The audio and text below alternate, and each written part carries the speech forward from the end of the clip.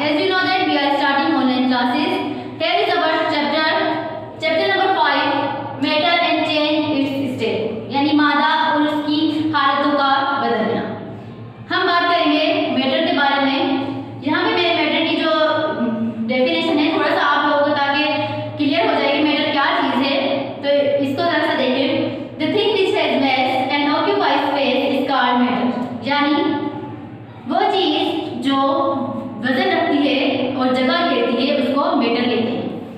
कोई भी चीज़ आप लोग अपनी इन्वायरमेंट में देखें तो आपको नजर आ जाएगी कि ऐसी कौन कौन सी चीज़ें हैं। जहाँ मैं खड़ी हूँ मेरे पास भी यहाँ बहुत सी चीज़ें मुझे नजर आ रही हैं कि कौन सी ऐसी चीज़ें हैं कि जो वजन भी रखती हैं और जगह भी घेरती हैं। जैसे एक एग्जाम्पल मैं आपको दूँ, ये मेरे पास बोर्ड इरेजर है। अगर मैं इसको यहाँ पर आपको रखकर दिखाती हूँ तो देखें इसने ये जगह घेर ली, ठीक, इसने जगह घेर ली। और जब इसको उठा रही हूँ तो जाहिर सी बात है इसका कोई वेट है, इसका मैस है, ठीक, ये वजन भी रख रहा है और जगह भी घेरा है, ये भी एक चीज़ नॉर्मल है। एक और एग्जाम्पल के थ्रू मैं आपको दिखाती हूँ। जैसे कि ये चेयर है मेरे पास, ये अब मैं इसको उठा रही हूँ तो मुझे इसका मैस यानी इसका वजन भी मुझे फील हो रहा है।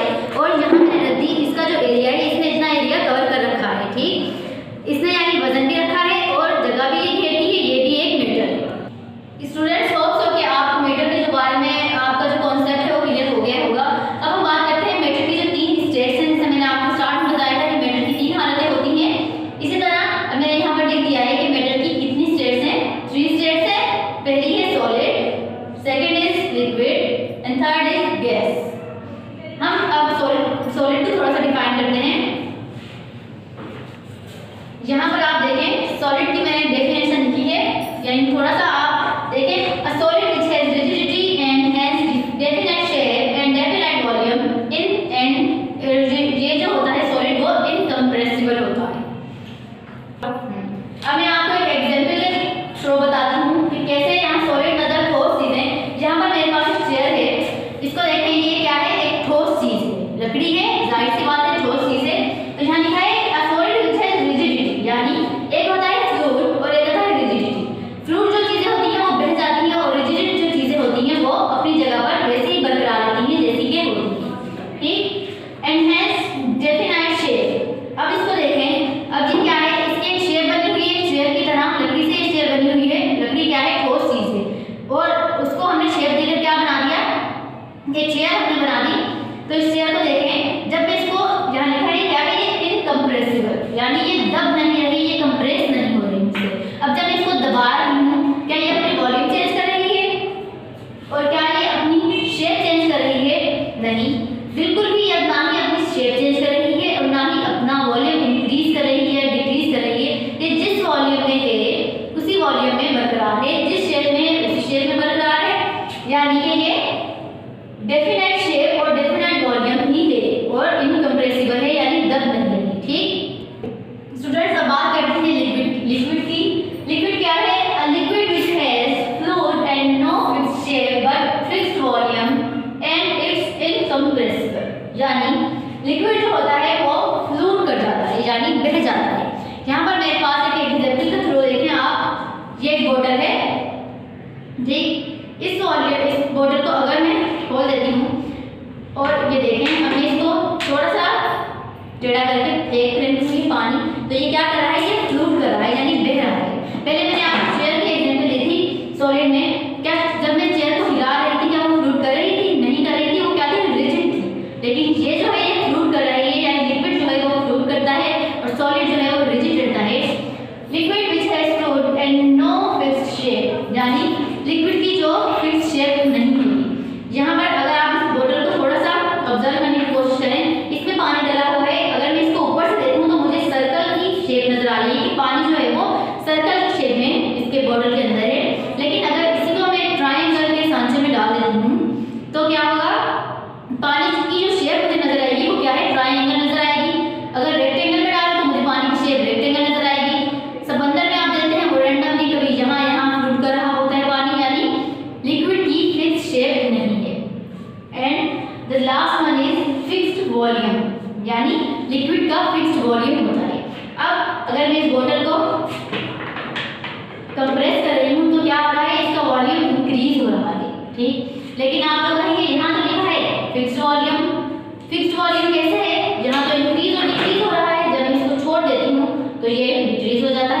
जब मैं इसको कंप्रेस कर रही हूँ वॉल्यूम इंक्रीज हो रहा है।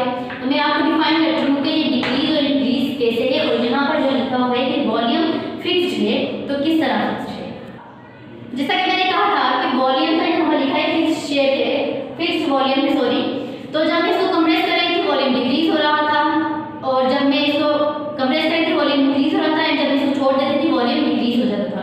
लेकिन अब देखें ये बॉटल मैंने फुल भर ली है पानी से, ठीक। लेकिन अब जब मैं इसको कंप्रेस करूंगी तो क्या वॉल्यूम में फर्क आ रहा है? तो क्लोज से देखें, इसको मैं कंप्रेस कर रही हूँ लेकिन वॉल्यूम में फर्क नहीं आ रहा। तो बात थी इसकी इसके सांचे में जिसमें मैंने डाली हुई है, ये एक बोतल है, ये आप देखें तो उसमें मैंने डाली हुई थी। पहले मैंने क्या किया था, आधी बोतल जो थी वो इनपुटी थी। तो जब मैं इसको कंप्रेस कर रही थी तो वॉल्यूम इंक्रीज हो रहा था, और जब मैं इसको छोड़ देती थी तो डिक्रीज हो जाता था। बात किस चीज़ की है? बात जो है वो इस बोतल की, आप जिस भी चीज़ में इसको डालेंगे उसका वॉल्यूम वही फिक्स हो जाएगा, ठीक। अब मैंने इसको फिल कर दिया, अब मैं इसको कंप्रेस कर रही हूँ, वॉल्यूम नहीं हो रहा। तो यहाँ मतलब दिखा है कि फिक्स वॉल्यूम है, तो सही लिखा है, क्योंकि आप वाटर को जिस भी चीज़ में डालेंगे वो उतनी ही यानी उसका वॉल्यूम करेगा और उसका वॉल्यूम फिक्स रहेगा, ठीक। तो स्टूडेंट्स लिक्विड के बारे में मैंने आपको बताया है। अब हम बात करेंगे गैस के बारे में। A gas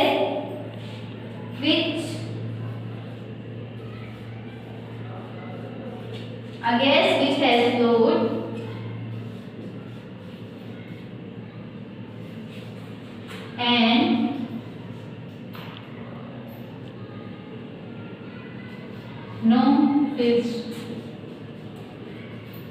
and no fixed shape and no fixed volume, but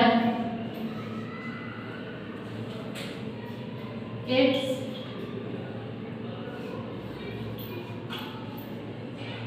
compressible, ठीक। इसकी जो है डेफिनेशन लिखी है, यानी गैस को थोड़ा सा आप कॉन्सेप्ट क्लियर होगा। A gas which has fluid and no fixed shape and no fixed volume but it's compressible। तो पहले बात कर लेते हैं कंप्रेसिबल की, यानी अब ये बैलून आप देखें इसके अंदर एक गैस भरी हुई है, ठीक। जब मैं इसको दबा रही हूँ देखें ये कंप्रेस हो रहा है, ये अपनी जो शेप है वो चेंज कर रहा है, देखें चेंज कर रहा है। तो अपना वॉल्यूम है इंक्रीज कर रहा है। जब मैं इसे कर रही हूँ इसकी शेप देखें ऐसे हो गई, यानी अपना वॉल्यूम इंक्रीज कर रहा है और अपनी शेप भी चेंज कर रहा है, यानी ये नो फिक्स वॉल्यूम और नो फिक्स शेप। जब ये हम कंप्रेस कर रहे हैं इसकी शेप चेंज हो रही है, वॉल्यूम चेंज हो रहा है और ये कंप्रेसिबल भी हो रहा है, ठीक। लेकिन यहाँ लिखा है विच हैज फ्लूइड, यानी गैस क्या है वो फ्लूइड करती है, ठीक है। गैस जो है वो फ्लूइड करती है, ठीक। अब मैं जब इसको बैलून को छोड़ रही हूँ तो गैस क्या है निकल रही है, ये फ्लूइड कर रही है। गैस जो होती है मतलब उसका कलर नहीं होता। अगर यहाँ पर एक गैस होती है ब्राउन कलर की, अगर वो इसके अंदर हम भरते तो अगर वो निकलती तो आप लोगों को ज़्यादा वाजह नजर आती है। जैसे धुआं है उसको आप एग्जाम्पल के तौर पर ले लें कि गैस है, धुआं है, जब वो गाड़ियों में वगैरह से निकल रहा होता है तो आपको कलर नजर आ रहा होता है, ब्लैक ब्लैक कलर का कलर, वो आप कैसे देखते हैं, वो फ्लूट कर रहा होता है, कभी इस डायरेक्शन में कभी उस डायरेक्शन में वो फ्लूट करते हुए ऊपर की जानिब चला जाता है। इसी तरह इसमें गैस है, तो ये जब मैं इसको छोड़ रही हूँ तो ये क्या कर रही है, ये फ्लूट कर रही है गैस। लेकिन गैस जो है आपको नजर नहीं आ रही क्योंकि इसका कलर नहीं होता कोई, लेकिन क्या है ये फ्लूट करती है और इसका नो फिक्स शेप और no fix volume but it's compressible. तो मैंने आपको बता दिया था कि कंप्रेसिबल भी ये है, जब हम इसको इस तरह के दबाते हैं तो ये कंप्रेस होती है, अपनी शेप चेंज करती है और अपनी जो है वॉल्यूम वो भी इंक्रीज कर लेती है, ठीक। तो स्टूडेंट्स से मैंने चार्ट के थ्रू आप लोगों को बता दिया है कि सॉलिड, लिक्विड और गैस में जो डिफरेंस है वो क्या चीज़ें हैं। यहाँ से आप अपने नोटबुक पर लिख लीजिएगा ताकि आप लोगों को आसानी रहे कि इन तीनों में क्या डिफरेंस है, ठीक।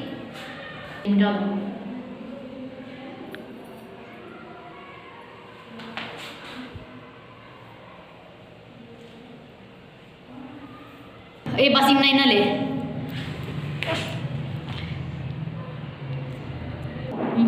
ये एक टॉपिक मैंने आपको क्लियर करा दिया है कि what is matter and it's states. अब हम दूसरे टॉपिक पर जाते हैं, arrangement of particles in 3 states of matter, ठीक। हमारा टॉपिक है arrangement of particles in three state of matter. तो इस टॉपिक में हम बात करेंगे सिर्फ तीन चीज़ों की, distance between particle, force of attraction between particles and kinetic energy between of the particles. ठीक, सबसे पहले हमारे पास जो स्टेट है, बात यहाँ लिखी है in three state of matter, यानी जो थ्री स्टेट ऑफ मैटर है उनमें अरेंजमेंट ऑफ पार्टिकल्स की बात हो रही है। सबसे पहले हमारे पास जो स्टेट है वो है सॉलिड। सॉलिड हमारे पास सबसे पहले स्टेट है। तो यहाँ पर मैंने लिख दिया है सॉलिड का distance between particle is very small, particles are tightly packed, force of attraction between particle is very strong, kinetic energy is too less. यहाँ पर मैंने आपको बताया था कि तीन इन चीज़ों के बारे में बात होगी। थ्री स्टेट्स हैं, थ्री स्टेट्स में इन सिर्फ तीन चीज़ों की बात होगी, डिस्टेंस बिटवीन पार्टिकल, फोर्स की और काइनेटिक एनर्जी की। तो सॉलिड में क्या कह रहा है कि पार्टिकल जो है वो बहुत डिस्टेंस जो है पार्टिकल के बीच में वो बिल्कुल स्मॉल है, यानी बिल्कुल छोटा सा है, और force of attraction between particle जो है वो बहुत ही ज़्यादा स्ट्रॉन्ग है, और काइनेटिक एनर्जी जो है वो बहुत कम है। अब एग्जाम्पल के थ्रू दे दें, फॉर एग्जाम्पल ये देखें मेरे फिंगर्स को, इन चीज़ों को देखें, आप समझ लें कि ये पार्टिकल्स हैं। ठीक, तो जो सॉलिड है उसमें पार्टिकल्स हैं वो जुड़े हुए हैं, इस तरह सॉलिड चीज़ें होती हैं, जैसे चेयर थी उसमें जो सॉलिड चीज़ें होती हैं पार्टिकल्स से जुड़े होते हैं।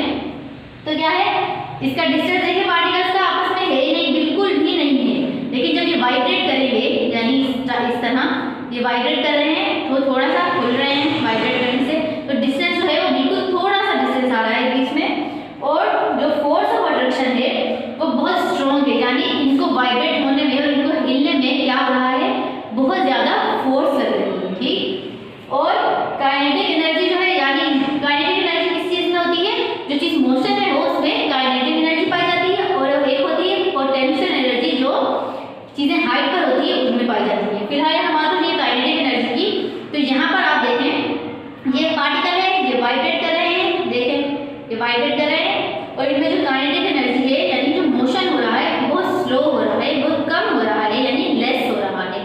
ठीक, तो देखें ये मोशन हो रहा है। ठीक, तो स्टूडेंट सॉलिड की हमने बात कर ली, अब बात करते हैं लिक्विड की। तो लिक्विड में ये जो तीन चीज़ें हैं वो distance between particle is bigger, यानी डिस्टेंस जो पार्टिकल्स में आ गया वो ज़्यादा आ गया। लिक्विड के जो पार्टिकल्स होते हैं, मैं आपको हाथ के थ्रू एक एग्जाम्पल देती हूँ। फॉर एग्जाम्पल सॉलिड के पार्टिकल्स आपस में जुड़े होते हैं, और लिक्विड के जो पार्टिकल्स होते हैं वो थोड़े से दूर दूर होते हैं, इस तरह दूर होते हैं।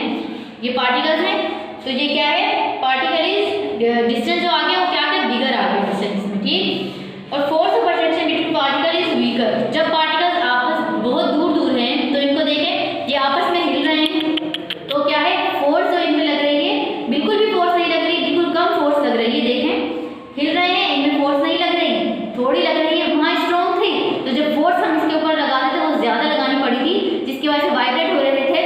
लेकिन यहाँ फोर्स क्या है, बिल्कुल कम लग रही है, क्योंकि ये दूर है तो ये खुद हिल सकते हैं, खुद वाइब्रेट हो रहे हैं। और जो काइनेटिक एनर्जी है इसमें हाई, जब ये दूर है ज़्यादा हिल रहे हैं, आपस में इनका ये मोशन जो हो रहा है वो इस टाइप का हो रहा है, तो क्या है, ये इनमें काइनेटिक एनर्जी मोशन यानी जो हो रहा है वो ज़्यादा हो रहा है। Is it clear? अब हमने लिक्विड की बात करी है, वो बात करते हैं गैस की। तो यहाँ है distance between particle is very large.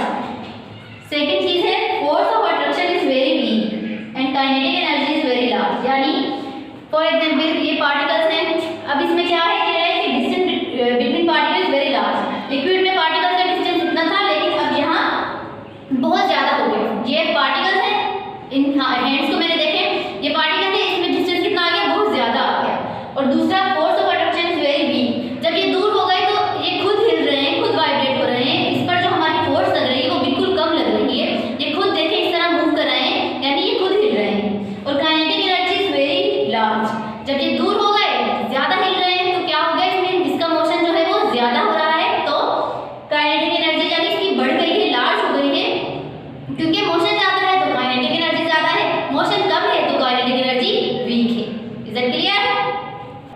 ये मैंने यहाँ एक फिगर बनाई है पार्टिकल्स की, कि सॉलिड में जो पार्टिकल्स होते हैं वो बिल्कुल पैक्ड होते हैं या टाइट होते हैं, तो इनमें जाहिर सी बात है, मैंने आपको बताया कि डिस्टेंस जो है वो बिल्कुल भी नहीं है, इन आपस में इनका डिस्टेंस है देखें बिल्कुल भी नहीं आ रहा। और फोर्स ऑफ अट्रैक्शन जब इनको वाइब्रेट होने के लिए फोर्स लगती है तो बहुत स्ट्रॉन्ग फोर्स लगेगी, क्योंकि ये आपस में जुड़े हुए हैं इसलिए।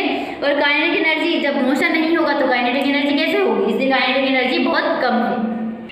अब मैंने लिक्विड के पार्टिकल्स बनाए हैं, ये देखें पार्टिकल्स क्या है वो दूर दूर हैं, जब दूर दूर हैं तो डिस्टेंस बड़ा है, इनका आपस में डिस्टेंस देखें, डिस्टेंस जो है वो है ना डिस्टेंस, तो इसका डिस्टेंस हो गया। और काइनेटिक जब ये दूर है और तो फ्रीली ये जो है वो मूव करके फ्रीली जो है ये लोग आपस में आगे पीछे मूव कर सकते हैं।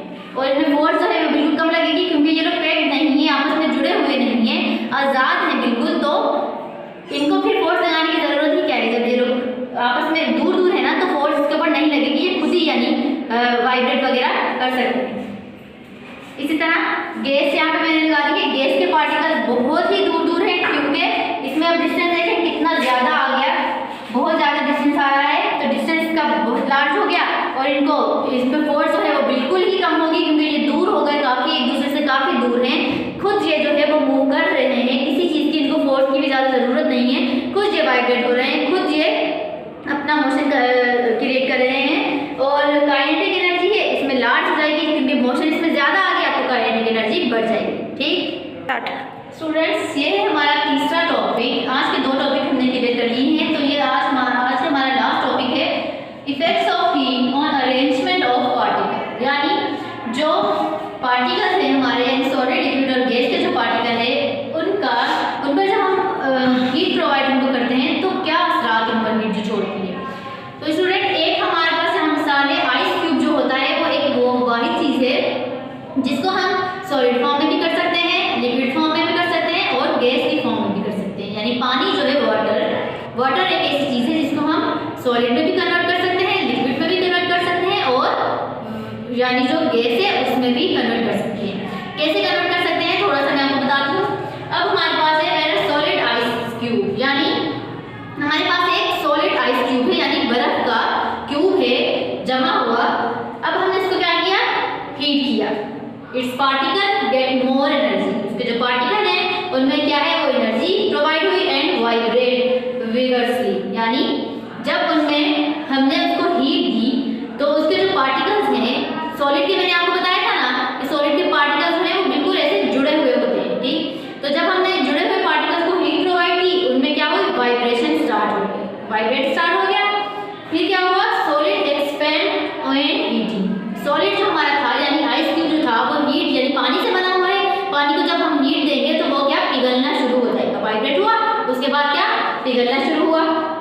किसकी वजह से, हीटिंग की वजह से। जब हमने उसको हीट दी है यानी फायर चलाकर जब हम उसको हीट देंगे तो क्या वो पिघलना स्टार्ट हो जाएगा। At 0 degree the particles